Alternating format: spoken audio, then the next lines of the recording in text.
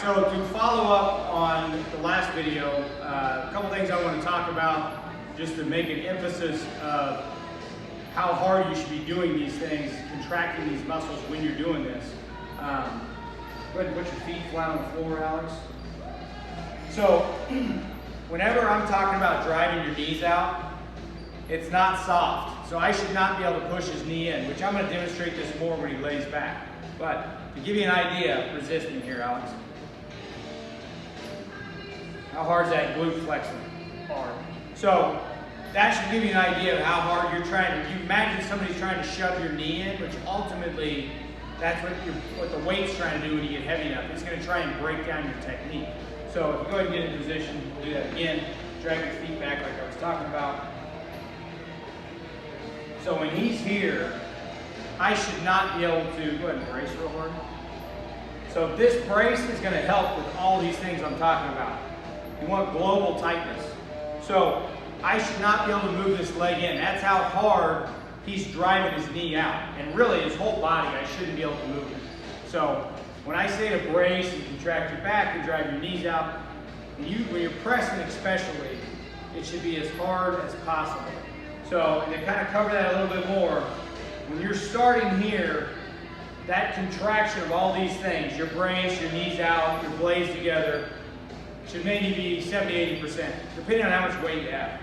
As that bar comes down, that is building to where right before you go to drive it up, it's going to reach peak contraction 100%, and it is staying there all the way to the top. So it's going to be 100% peak contraction until you lock it out or until it stalls. So a couple things when we're doing this, go ahead and get on that ball of your foot. You feel a big stretch here? Yep. Okay, can you drive your heels down? Let's drag your feet back just a little more. All right. Now try to drive your heel down. So with the heels, try to punch them down when you go to press.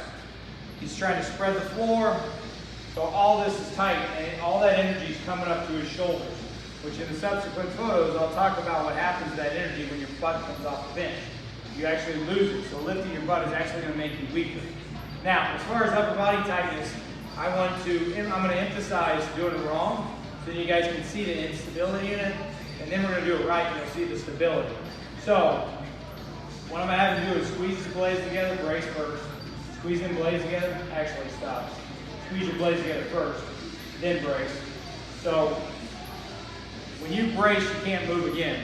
You're not going to physically be able to. So make sure you set your arch before you brace on this, which is the exact opposite of our squat and our deadlift. You want to brace, then contract everything around that. All right, so actually, let's relax for a second. I'm going to have to do the opposite of what you should be doing here. So spread your blades apart and lift your head. So this is the exact opposite of what I want to do. Now resist me. See how unstable you are there? Feel that? Okay, now arch real hard. Expand as hard as you can. Flex those blades together as hard as you can. Drive your head back as hard as you can. I can't move that bar when everything's set. And that's what you want when you're pressing it up, because you don't want any instability. You want that bar traveling straight up. You don't want to go from front to back, and you don't want any energy leaks. Have a good one.